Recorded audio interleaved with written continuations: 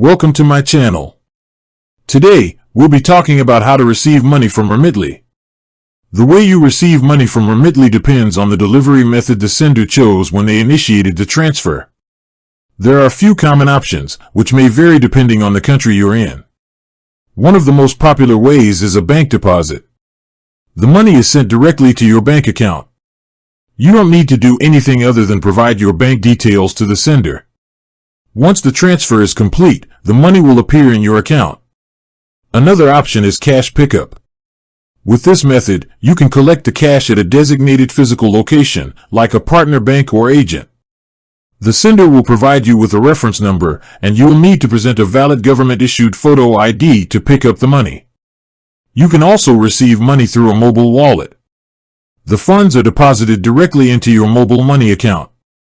This is a very convenient option if you use a service like Opay or similar mobile wallet providers. The sender will receive notifications from Remitly about the status of the transfer, and they can share that information with you. You will also likely receive a text message or email when the money is available for pickup or has been deposited. Remember, you don't need to have a Remitly account to receive money.